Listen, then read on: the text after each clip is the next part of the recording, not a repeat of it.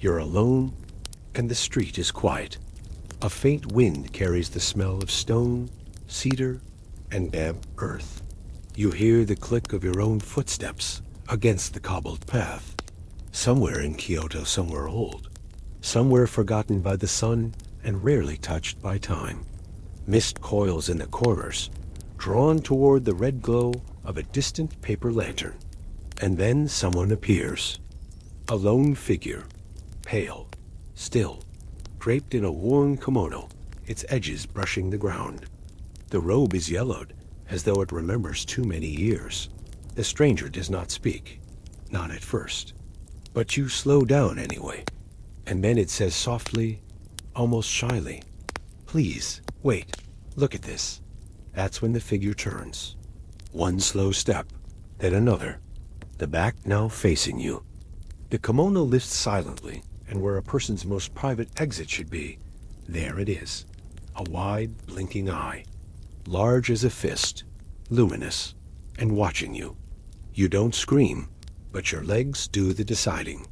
You run, breathless and unsure whether to laugh, cry, or tell someone what just happened. If you do, they'll laugh first because you just met the Shirim. Welcome to tonight's tale.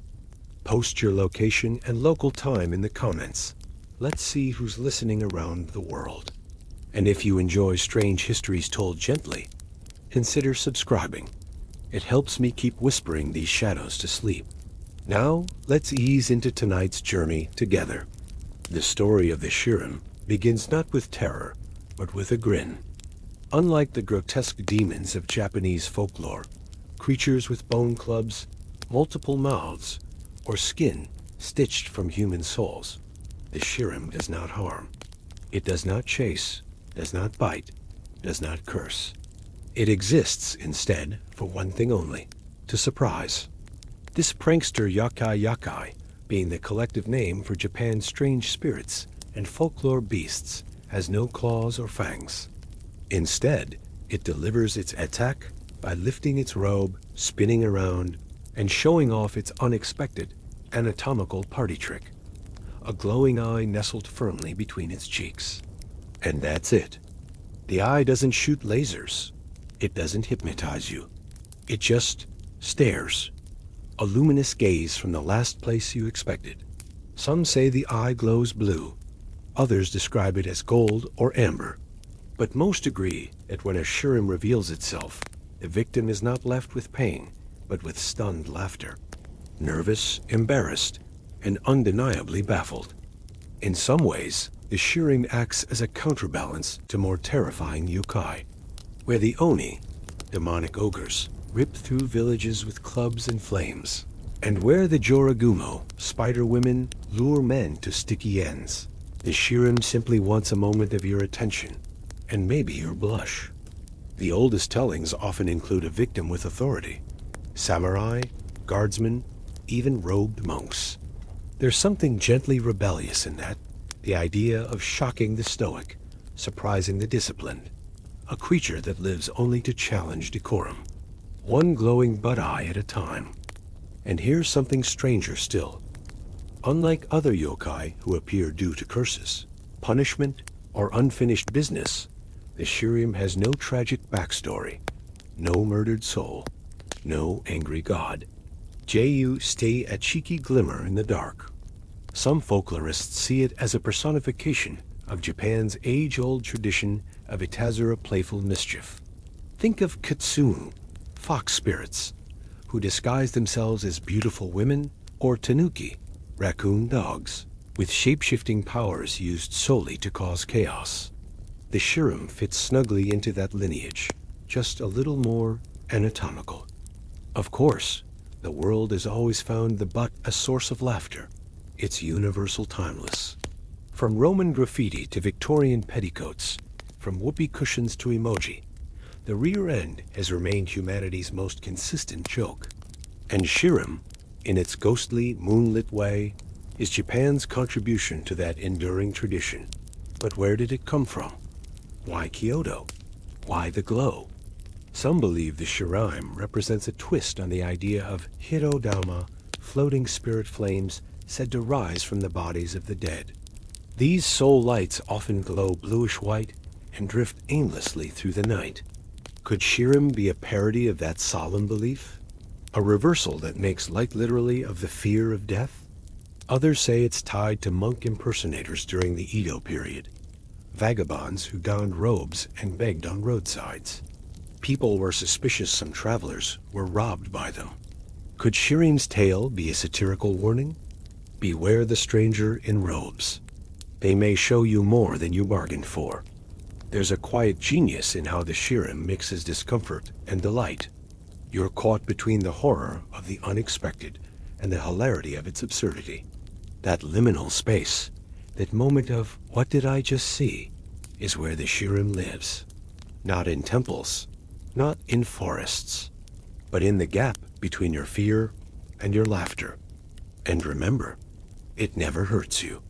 Just leaves you with a glowing image you'll never quite forget.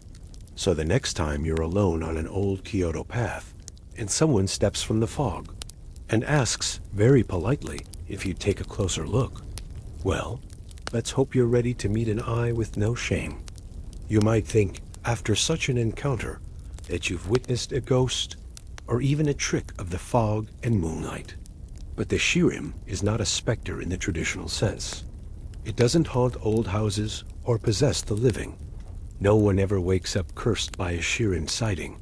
In fact, if it weren't so anatomical, you might even say it's kind of polite. Because that's the real core of it. The Shirim means no harm. It is, by all accounts, a prankster, not a predator. And for that reason, it stands apart in Japan's deep, dark forest of yokai. Imagine a scale of supernatural behavior. On one end, you have the horrifying Gashirokuro giant skeletons that drink the blood of travelers. On the other, you have the playful kitsune, who might trick you into thinking you've been married to a fox for 10 years. And somewhere near that playful side, but just a little weirder, sits our butt-eyed friend. The Shirim is entirely focused on surprise. That's it. No violence, no transformation. Just a very brief moment of spectacle and confusion, followed immediately by its exit. Sometimes it disappears in a puff of smoke. Sometimes it simply vanishes as soon as you blink. It doesn't linger or repeat the act. One flash, one laugh, or one shriek, and it's gone. It's as if its job is done. Like a mischievous street performer in the spirit world, the Shirim seems to take pride in that fleeting gotcha moment. It doesn't need applause, just a reaction. Preferably, one you'll remember for the rest of your life. Now, consider this. Why would a creature like this exist in folklore at all? Because folklore isn't just about explaining what people fear. It's also about processing what people can't explain. And sometimes, humor is how we deal with the unknown. In this way, the Shirin serves a curious function. It lets us laugh at the absurd. It turns something potentially terrifying, a strange figure in the dark, into something so bizarre, so unexpected, that the fear evaporates into laughter. It's almost therapeutic. In fact, Japanese folklore is full of this kind of creature. Tricksters, jokesters, beings who challenge the boundaries between what's frightening and what's funny. Think of the tanuki, who can transform leaves into gold to pay for their drinks, or grow massive testicles they use as drums. No, really. Or the akanami, the red-tongued monster who licks dirty bathtubs. These spirits don't hurt people. They don't chase or haunt. They exist to poke fun at human behavior, or to make you clean your bathroom more often. A Shirim fits right into this tradition. Its behavior is so specific, so odd, that one can't help but wonder, is it mocking our expectations of horror itself? After all, it wears a kimono symbol of grace and tradition. It approaches with soft speech. Its entire appearance builds suspense. And then, boom, butt-eye. It's like a supernatural bait and switch. This is no accident. The Edo period, when most Shirin stories originate, was a time of rigid social roles and public manners. Samurai were to be stoic. Merchants were to be modest. Peasants were to be respectful. Everyone had a part to play, a mask to wear. But behind closed doors, people laughed, people whispered, people passed around woodblock prints of fart battles and bathroom demons. The more buttoned up the society, the more pressure built for absurdity to find a release. The Shirim may be exactly that release, a secret giggle in the dark, a reminder that not all things that go bump in the night are there to harm you. Some just want you to say, "What the?" and then get out of there as fast as your legs can carry you. Its very absurdity disarms fear. And perhaps that's the real trick. The Shirim teaches us that some mysteries aren't meant to be solved. Some creatures aren't metaphors for death or disease or war. Some are just bizarre, deliberately bizarre. And in a world full of dangers, both real and imagined, that kind of surprise feels almost gentle. Because the truth is, while other yokai may want your soul or your skin, the Shirim only wants a moment of your undivided attention.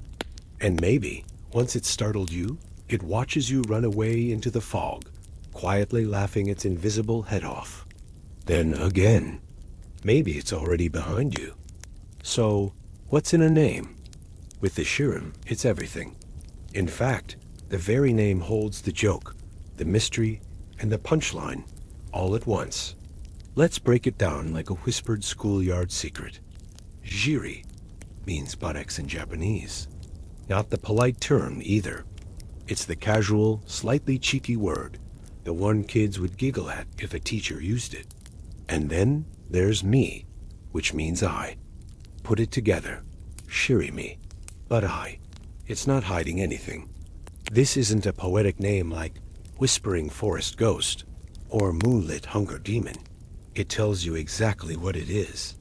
Straightforward, childish, hilarious, and somehow still creepy. This kind of naming is a very Edo period thing. Back in the 1600s to 1800s, Japan was going through a creative explosion woodblock prints, kabuki theater, haiku poetry. But just as importantly, humor thrived. The cities buzzed with puns, satire, and bawdy jokes. Artists played with words like they played with ink and paper. In that context, Shirim wasn't just a spooky name, it was a linguistic prank. Imagine hearing a ghost story begin with the phrase, "One night, a samurai encountered the Shirim." And before the tale even gets going, you're already smirking. This was a culture that enjoyed the tension between reverence and ridiculousness. You might go from a solemn tea ceremony straight into a slapstick stage play.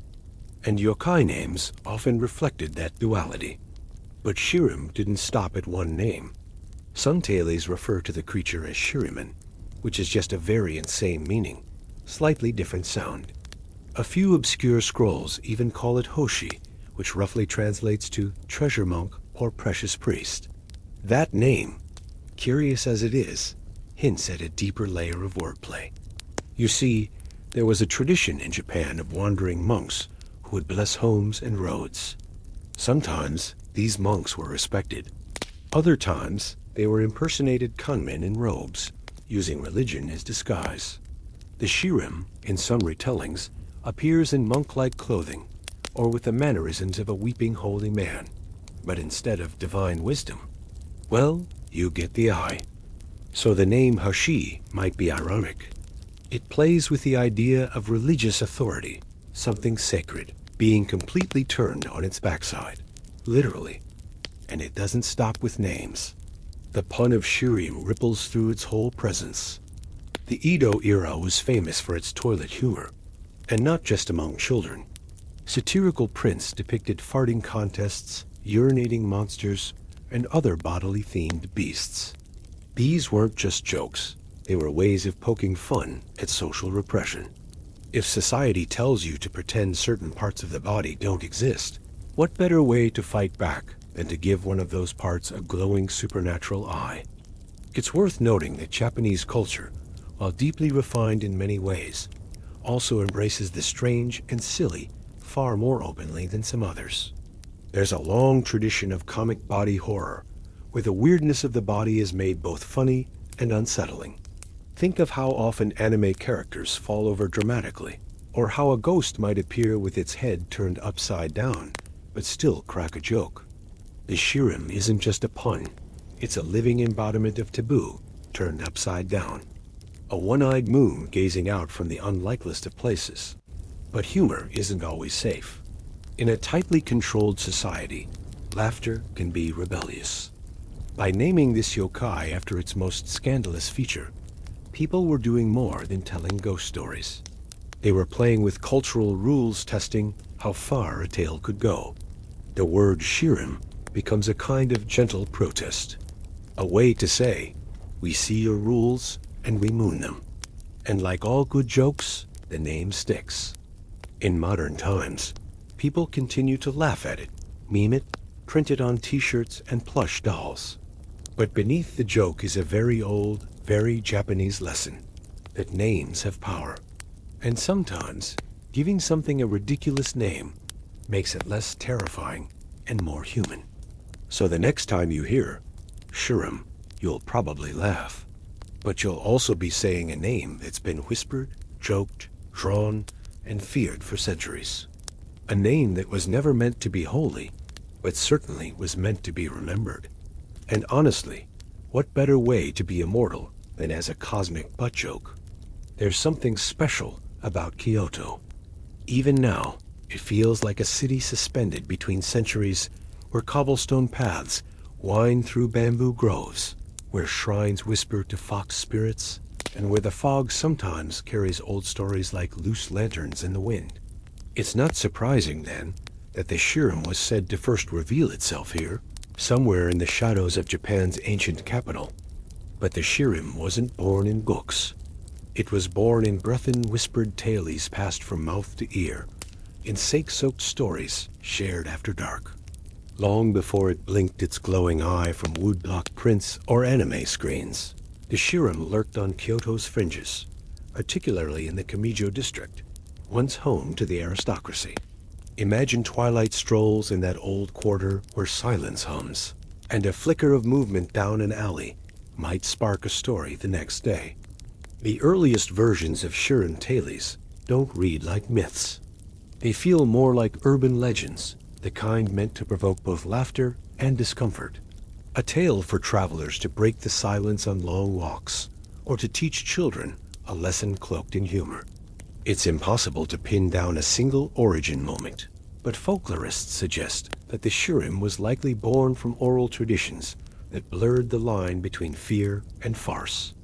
But what sparked such a bizarre creation? One theory points to Buddhist parody. During the Edo period, religious life was strict, yet full of satire.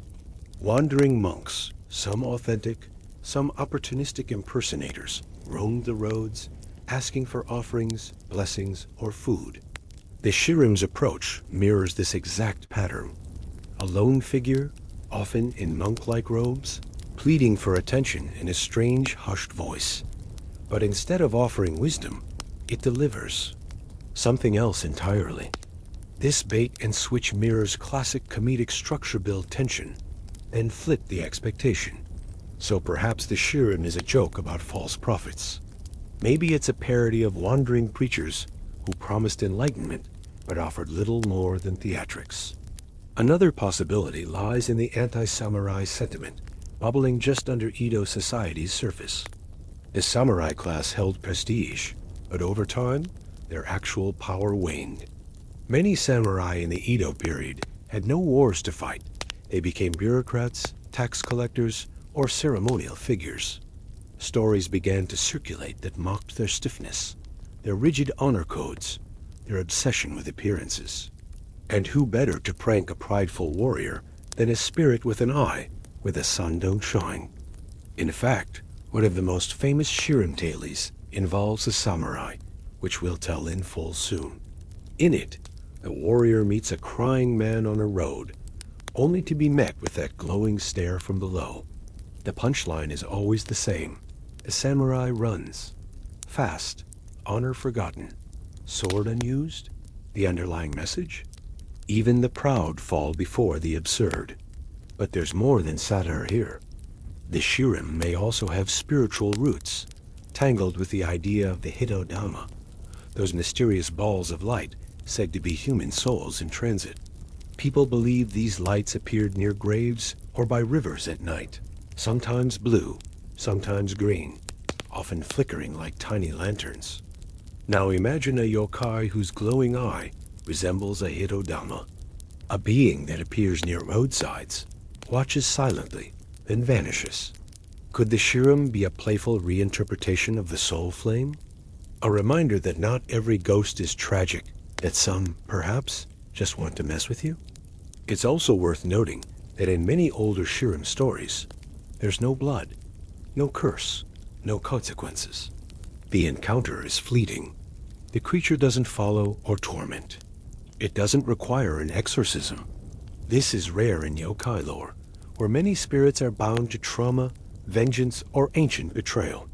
Shirim simply shows up, delivers its moment, and vanishes into legend. That makes it strangely modern. Think of viral moments today, things that shock us, make us laugh, then disappear. Memes, flash mobs, pranks. In a way, the Shirim was an Edo-era meme, a punchline with legs, literally wandering the streets to deliver a moment of unforgettable absurdity. And its setting, Kyoto, adds a quiet elegance to its weirdness. Because Kyoto is a place where the sacred and the silly live side by side, where priests bless shrines while tourists eat octopus balls on sticks, where geisha perform centuries-old dances near vending machines that sell hot corn soup. That blend of reverence and ridiculousness is what gives Shirim its home. A being like this couldn't have been born in a place of hard edges. It had to come from a place soft with layers. A city like Kyoto. So next time you walk its quiet streets and the fog seems a little too still, listen for the soft whisper of, "Please, look at this." It may be history. It may be folklore. Or it may be something older still, glowing quietly in the mist. Let's jump ahead in time almost. 100 years after the first whispers of Shirim flitted through Kyoto's misty alleys. It's now 1776, and Japan's urban centers are booming with art, gossip, and an endless thirst for the weird. Enter Toriyama Sekien, painter, printer, poet, and perhaps Japan's most influential yokai chronicler. If yokai had a Pokédex, Sekien built the first one. He was already known in Edo, modern-day Tokyo, for his refined painting style and classical training. But in his later years, he turned toward the supernatural, not to exorcise it, but to draw it. His most famous work, the Gazu Hayaki Yagyu, often translated as the Illustrated Night Parade of 100 Demons. It's a kind of field guide to Japan's spookiest, oddest, and most delightful spirits. Think of it like a haunted yearbook. And tucked within its pages, glowing gently from behind an ink-washed robe, sits the Shirim. Now here's where things get fascinating. Until Sekien's print, Shirim lived mostly in oral stories, mischievous whispers, jokes, roadside gags. But Sekien gave it a body, a haunting one. His illustration shows a humanoid figure, slightly hunched. It's wearing a loosely tied kimono, barely covering the unnatural twist of its posture. Its face is mostly featureless, no distinct nose, no expression, just hollow sockets like something unfinished. But there, shining unmistakably from the center of its rear, is the glowing eye. No innuendo. It is what the name promised. Sekien added a single line of commentary. A strange being that startles night travelers. And that was enough. This was the moment Shirim crossed from rumor into record, from joke to folklore. Sekien didn't invent it, he curated it, like a naturalist sketching a rare animal glimpsed on a night walk. His woodblock art transformed Shirim into something tangible, shareable, immortal. Let's talk about that artwork. In typical ukiyo-e woodblock style, there's no background, just the figure, floating in white space. That emptiness makes it feel even more surreal, like the Shirim is suspended between this world and the next. The glowing eye isn't cartoonish or exaggerated. It's rendered seriously, with depth and radiance. Somehow, this ridiculous concept is made eerily elegant. Sakien's brilliance lay in treating the absurd with grave sincerity. And that's what makes it stick. Because the more seriously you draw a Budai, the funnier and weirder it becomes. Sekien didn't explain the Shirim. He didn't add backstory or motivation. That silence around the creature gave it room to grow. Like a campfire ghost story that spreads simply because it feels like it could be true. Especially if an artist with royal training bothered to carve it into wood and ink. Now, Sekien's books weren't dusty tomes. They were mass-produced for the public. People loved them. Families shared them. Kids giggled over the gross ones. Scholars analyzed them. Merchants copied the images onto ceramics. The Gazu Hayaki Yagyo became a cultural phenomenon. So imagine being a reader in 1776. You open the book expecting fire demons and river ghosts. And there suddenly, you meet a yokai that's just a glowing Budai in a kimono. You laugh. You whisper about it at dinner. You wonder if your friend who swore he saw something weird near the temple gates wasn't joking after all. That's folklore magic in action. One drawing, one caption. A centuries-long ripple. It's worth mentioning that Sekien's work often walked the line between fact and fiction. He never claimed his yokai were real, but he also never said they weren't. He gathered old rumors, regional myths, and his own imagination into a stew of delightful ambiguity. That's why even modern scholars sometimes debate whether a creature like Shirim predates Sekien, or whether he simply brought it into being through art. The answer? Probably both. Sekien wasn't inventing out of thin air. He was crystallizing folklore. He was like a historian of nightmares, and in doing so, gave them shape. Once Shirim had a picture, it had power. People could point to it, laugh at it, share it, and most importantly, remember it. You might say the moment Shirim's glowing eye hit the page, it blinked into eternity.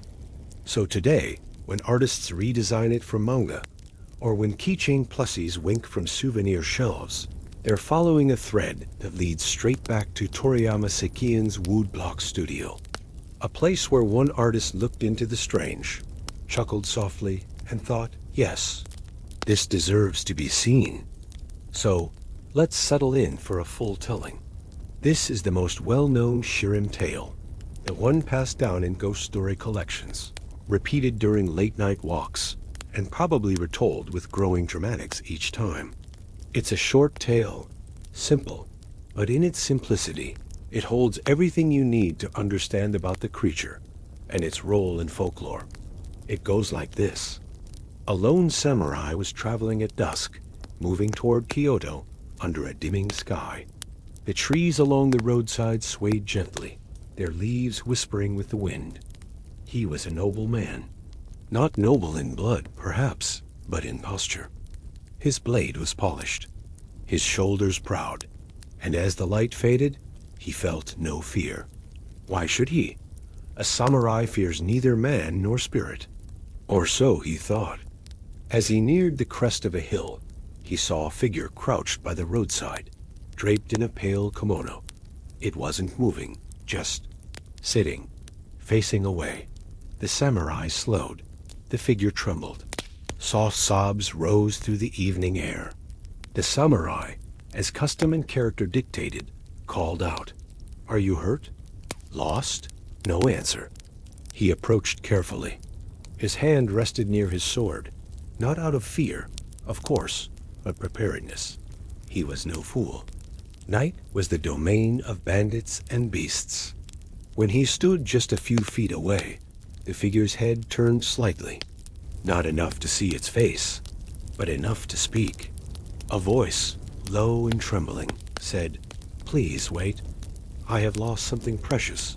Will you look?" Moved by duty, or perhaps curiosity, the samurai nodded. That's when the figure rose slowly, turned around, and with the same calm, deliberate movement, lifted the back of its kimono. What the samurai saw was not what he expected. Instead of a backside, there was a single, glaring eye wide, glowing with pale light, staring directly at him. Not just light, heat. The kind of glow that doesn't flicker, like fire, but hums, like something launching. The samurai froze. His breath caught in his chest, and then he ran. Not a strategic withdrawal, not a warrior's retreat. A full-blown, foot-slapping, hair-loosening sprint into the darkness.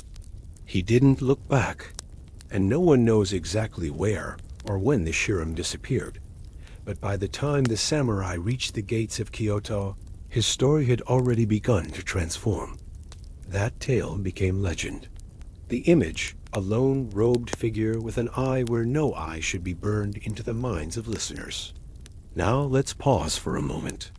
What makes this story so compelling isn't just the absurdity. It's how perfectly it parodies the structure of traditional ghost tales. Everything follows the usual rhythm. The solitary traveler, the mysterious roadside figure, the approach, the tension. You're expecting a sudden attack, a curse, a vanishing. Instead, you get a glowing butt eye. It's the ultimate subversion, and that's what makes it stick. Notice how the samurai is central to this tale. That's important. The samurai represents authority, masculinity, stoicism. He is the archetype of composure. Yet, even he is undone by the surreal. He draws no sword. He fights no fight. He is bested not by strength, but by ridiculousness. This detail matters, because Edo period ghost stories often carried little moral lessons. Don't walk alone at night. Don't mock the gods. Don't act proud. In this case, perhaps the message is, don't assume you understand the world, because the world might lift its robe and surprise you. It's not horror. It's existential comedy. There's also something very Japanese in how the story uses embarrassment as a weapon. Many yokai frighten through violence or transformation, but the Shirim's tool is discomfort. It makes you confront something inappropriate, something taboo bodily, ridiculous, and yet oddly spiritual. And then it vanishes. No explanation, no revenge. Just a brief encounter that forever alters your idea of reality. The tale is timeless because it doesn't over-explain. We don't know what the Shirim wants. We don't know where it comes from or where it goes. We only know that once you see it, it sees you. Think of how rare that is in folklore. A creature that does nothing except exist, briefly, and yet leaves such a powerful impression. That's why this samurai story keeps returning, again and again.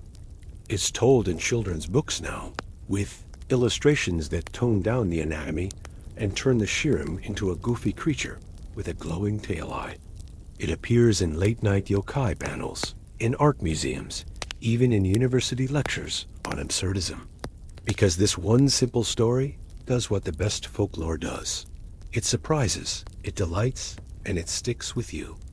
And whether the samurai ever told the story again, we'll never know. But surely, when someone asked him, years later, have you ever faced something truly terrifying? He would have sighed, turned away, and whispered, you wouldn't believe me if I told you. The Shirim's anatomy dances on the razor's edge between the human and the impossible. Close your eyes for a moment and imagine a body almost entirely familiar. 2 arms, 2 legs, a torso wrapped in a kimono that brushes the ground. But then there's that eye, and suddenly everything shifts. First the face, or rather, the lack of one. Sakien's print hints at hollow sockets more than a carved nose or defined jaw. Later storytellers describe it with featureless flesh, smooth as paper, as if the Shirim were a woodblock print come to life. No lips to smirk, no cheeks to flush, no ears to twitch, just a blank slate that emphasizes the startling rear reveal. Next, consider the eye itself.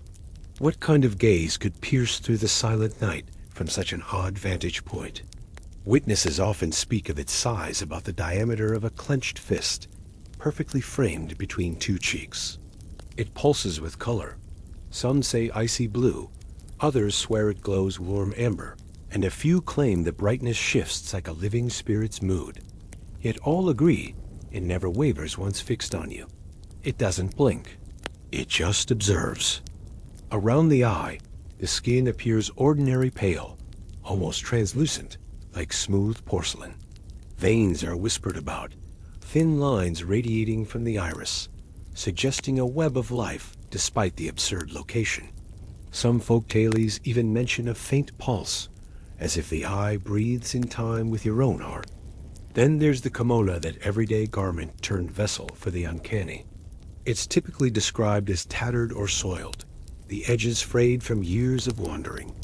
Yet the pattern, a forgotten floral motif, or a monk's simple indigo cloth, hints at a past life or borrowed identity. Every time the shirem lifts that robe, the fabric rustles like autumn leaves, heightening the build-up before the reveal. What of its gender? Folklore remains coy. Some call it male. Others simply say it's genderless, a being beyond human binaries. And ambiguity adds to its power. You can't categorize it, assign motives, or anticipate its next move. And so, each encounter feels entirely unique. Details vary by region. In Kyoto, the eye might glow pale white, echoing the moon's reflection off temple roofs. In Tohoku, some say the shirem's wrinkle-patterned kimono resembles a tanuki's fur, hinting at a shape-shifting cousin. And in Okinawa, artists depict its eye nestled within a bark-like cloak, tying it to the island's tree spirit traditions. But across all variations, whether detailed in old scrolls or modern manga, the core image remains the same.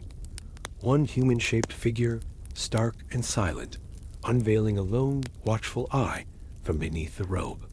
Why does this anatomy work so well? Because it upends our most basic expectations of the body. We're hardwired to recognize faces, to read emotions in eyes. The shirem weaponizes that instinct, placing an eye where we never look, making us feel seen when we thought we were safe. And yet, the creature doesn't move like a typical predator. There's no crouch, no lunge, no animal snarl. Its movements are deliberate as slow turn, a measured lift of fabric. That stark contrast between motion and stillness, normalcy and the grotesque, magnifies the shock.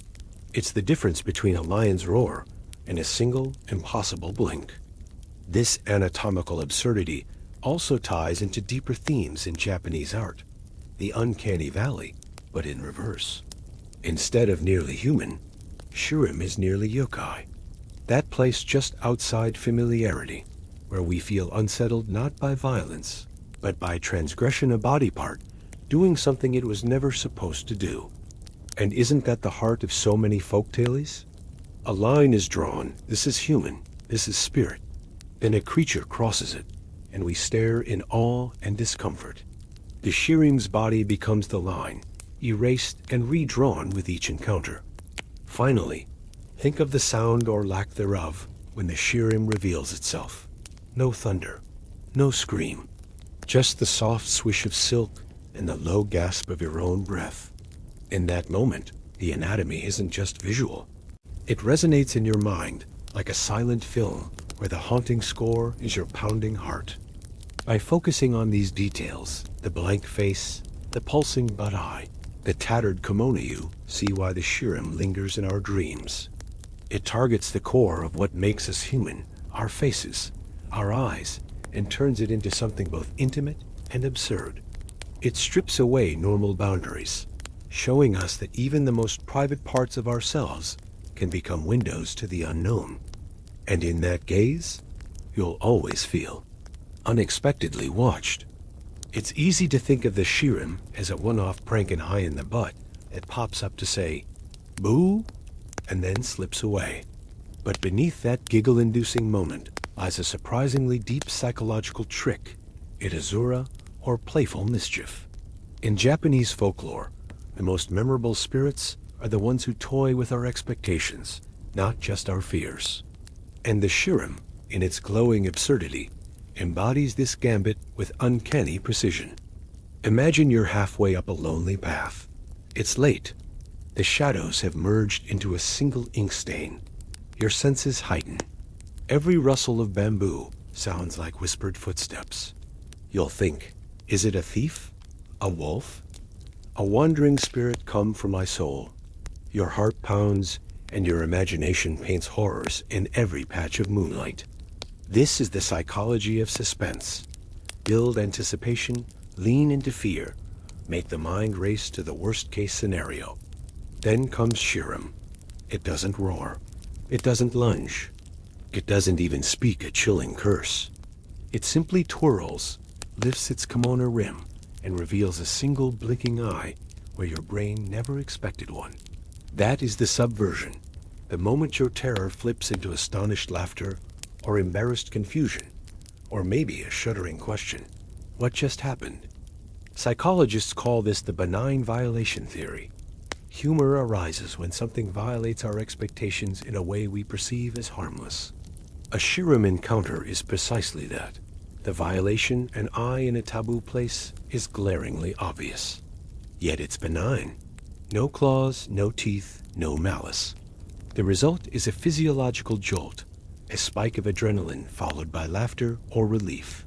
Your mind says, that was weird, and your body says, I'm okay. Modern pranksters understand similar dynamics. Think of the harmless scare videos where someone dressed in a monster suit jumps from behind a door. The same adrenaline surge, the same release of laughter once you realize it's just fabric. The Shirim, centuries ago, was doing a version of that only in candlelit lanes, with a glow where your backside should be. It may have been the original jump scare, Yukai style, yet its purpose goes beyond mere fun. In Edo society, where decorum reigned supreme, you bowed just so, spoke in measured tones, and never revealed your bottom in polite company. The Shirim was a cultural safety valve. It reminded people that even the strictest rules could be bent, if only for a moment, and the humor could soften the edges of social pressure. By forcing you to confront your own embarrassment in public, or at least on a public path, the Shirim let you laugh at yourself and at the rules that govern you. This also ties into why the Shirim never repeats the gag. It wouldn't prance around or tease the same person twice. Discretion is part of the joke. In comedic terms, it follows the rule of less is more. One reveal per witness.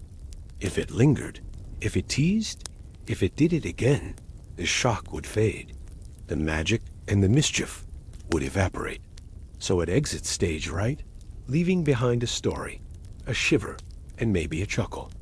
Interestingly, the Shirim's prank touches a deeper human fear beyond embarrassment, the fear of being exposed. All our lives, we navigate social norms, protecting certain parts of ourselves, both physically and emotionally. We wear polite masks, keep private things private. When the Shirim reveals that glowing eye, it mimics the terror of exposure, but by placing the eye on the very part we guard most jealously, it flips vulnerability into absurdity. We're caught between wanting to look away and being transfixed by the spectacle. In psychological terms, it's a form of cognitive dissonance. Your brain screams, "That's wrong," while your curiosity yanks your attention in. The resulting mental tug-of-war is exactly the thrill that keeps the story alive centuries later. You tell yourself you'll hide behind laughter, but the image of that eye persists in your mind's eye, blinking. And perhaps that persistence is the final trick. Because after you recover, after your heart rate settles, and you shrug and laugh, you carry the story forward. You become part of the folklore's long chain. You might tell a friend, "I heard about this yokai that shows its butt eye," and watch the cycle begin anew. The Shirim doesn't just surprise, it recruits. It's worth noting that modern psychology often uses humor as therapy. Exposing people to a benign version of their fears, like an exposure therapy, can reduce actual anxiety. In that light, the Shirim is almost therapeutic. It offers a rapid confrontation with a surreal bodily taboo, then releases it with laughter. Fear is acknowledged, tested, and then defanged.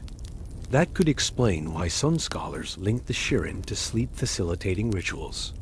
After all, folklore was often shared at night to help people feel they understood the darkness, its threats, its jokes, its ironies. In the same way, hearing about an eye in the butt and having a laugh at the absurd might ease you into sleep, reminding you that not every nocturnal presence is out to harm you. Of course, even as we dissect the psychology, we must never strip away the sense of wonder. The Shirim's delight lies in the unknown, the unexplainable quality that no clinical analysis can fully capture.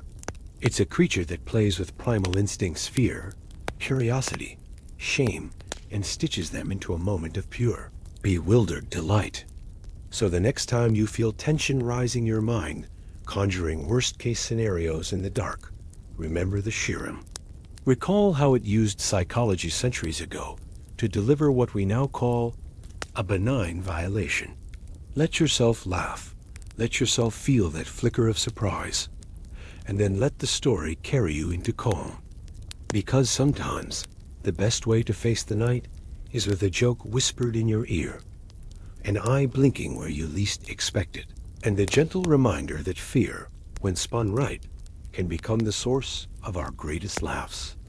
You might think the age of woodblock prints and whispered street legends would have left the Shirim behind. Yet like the best of legends, this glowing bud-eye has adapted, blinking its way into today's pop culture with surprising persistence.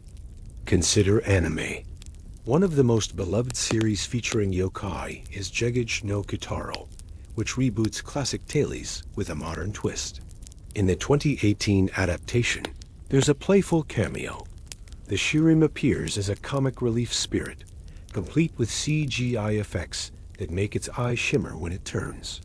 The scene is short, just a quick spin and reveal, but it's greeted by both laughter and applause from viewers who know the lore. It shows that even in a world of explosive battles and deep emotions, there's room for a prankster whose only power is absurd surprise. Then there's Yokai Watch, the phenomenon that turned Japanese spirits into collectible characters for children. In its video games and anime spin-offs, creatures once feared in the dark become adorable mascots. The Shirim's design in Yokai Watch is charming. A tiny, round figure with a glowing tail eye, smiling cheekily. Kids can befriend it, level it up, and send it into battle to deliver a surprise shot attack that momentarily blinds opponents with laughter. That friendly reimagining highlights how the Shirim's core trait shock, turning to fun, translates seamlessly into family-friendly media. Video games beyond Yokai Watch have also spotted the potential for a bud-eye boss. In Nioh 2, a dark action RPG steeped in samurai lore, there's an optional encounter with a ghostly figure whose back glows ominously before unleashing a disorienting stare. It's a subtle nod, no explicit anatomy shown, but players recognize the homage. Defeating it grants a buff cheekily named Eye of Shame, which increases critical hit damage for a brief time. Even die-hard gamers, accustomed to dragons and demons, pause to chuckle at this unexpected tribute. Art and merchandise have embraced the Shirim too. Bite-sized plushies, soft, squishy reimaginings of the yokai line, the shelves of Mandarake and Loft stores. Each has a stitched-on button eye in a tiny tail pocket, and most come with a playful tagline. Surprise your friends. There are keychains that light up with the press, projecting a small blinking dot onto the nearest surface. Some street artists even paint murals of the Shirim in Tokyo's back alleys, rendering it in neon spray paint against gritty walls, an urban twist on an 18th century prankster. On social media, the Shirim has blipped into memes. A popular format shows a two-panel comic. First, an ominous foggy path and the caption, "When you're alone at night," followed by a panel of a lit-up cartoon bud-eye, crowned with Shirim. Often, users tag friends or post their own reactions, turning the centuries-old trick into a modern participatory joke. It's a testament to the creature's flexibility, from eerie ghost story to digital laugh. Even high fashion has flirted with the concept. A limited edition runway show in Harajuku featured avant-garde kimonos with stylized eye motifs on the lower back. Models sashayed down the catwalk as fog machines puffed around their ankles, accompanied by jingling bells, a subtle nod to the sound of silk. Designers cited the Shirim as inspiration, praising its blend of reverence for tradition and bold irreverence. Academic circles haven't ignored this trend. Contemporary art galleries in Kyoto have showcased installations where visitors walk through a mist-filled corridor and encounter a mirror that suddenly reveals a glowing eye, projected onto their reflection's backside. Called Reflection of the Unseen, it's as unsettling as the original tale, yet also undeniably playful. Afterward, the gallery hands visitors small LED butt-eye pins as souvenirs, complete with a card explaining the folklore. What's striking across all these reinterpretations is the preservation of that key element, the tension between shock and laughter. Whether it's a child's plush toy or a next-gen video game boss, the Shirim remains a master of the benign violation. It reminds us that some traditions thrive because they evolve, shape-shifting into new mediums while keeping their heart intact. And here's a modern twist.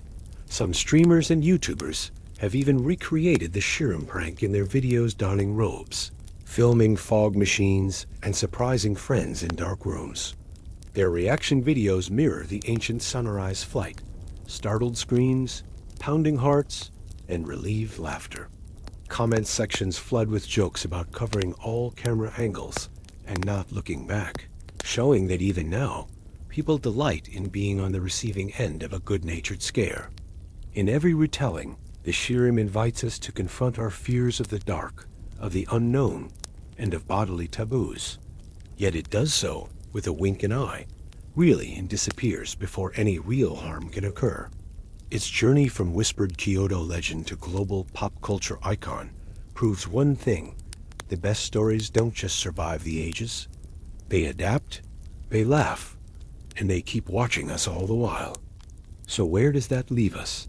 After this long walk through moonlit forests, animated backstreets, and digital timelines, all following the glow of one single, unblinking eye tucked beneath a kimono, perhaps we should return to where it all began, the empty road outside Kyoto.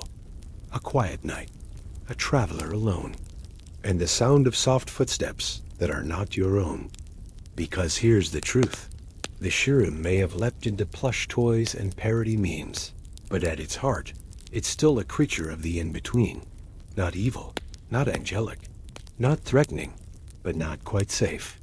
It straddles the line between tradition and prank, between sacred respect and the giggle of mischief. And isn't that what folklore is best at? Holding contradictions in its arms and whispering them into stories? Let's not forget that Japan's relationship with the supernatural has always been less about black and white categories and more about layer spirits who teach, ghosts who forgive, monsters who dance. The Shirim, for all its rear-facing theatrics, fits that tapestry perfectly. It unsettles and delights. It warns and winks. It doesn't harm, but it also doesn't explain itself. Its impact isn't carved in monuments or temples. It's etched into the moments people remember after the laughter fades. That was weird, they say, and then, but kind of brilliant. Because the Shirim doesn't live on paper or in video frames, it lives in retelling. Each time someone says, "Have you heard of the Japanese butt-eye spirit?" it lives again. And the modern world keeps offering new mirrors for this old yokai to peer through. Perhaps that's why its image refuses to fade.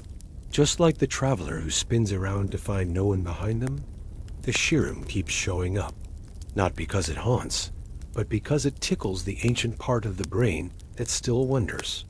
What if the next shadow on the road isn't quite what it seems? It doesn't take much. A rustle in the bamboo. A glimmer where glimmers shouldn't be.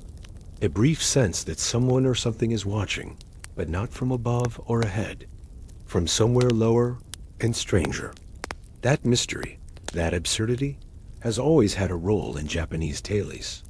Where the West often separates humor from fear, Japanese folklore frequently lets the two dance together. And in that dance, the Shirin twirls. Even tonight, long after we finish telling its tale, it lingers. Maybe it's on a mural you'll pass without noticing. Maybe it's on a plush keychain hanging from a stranger's backpack. Or maybe, just maybe, it's waiting somewhere out there, on the edge of your dreams. And now, let us slow things down. You've walked through winding streets, tonight some foggy, some glittering, all touched by a story that has somehow endured the weight of centuries. And as the Shirin blinked its gentle mischief into modern memory, it asked nothing more than a smile in return. Let the silliness linger just a little. Let the gentle absurdity of it all wrap around you like a soft yukata on a quiet summer night. There is a stillness in the dark that comes not from fear, but from curiosity.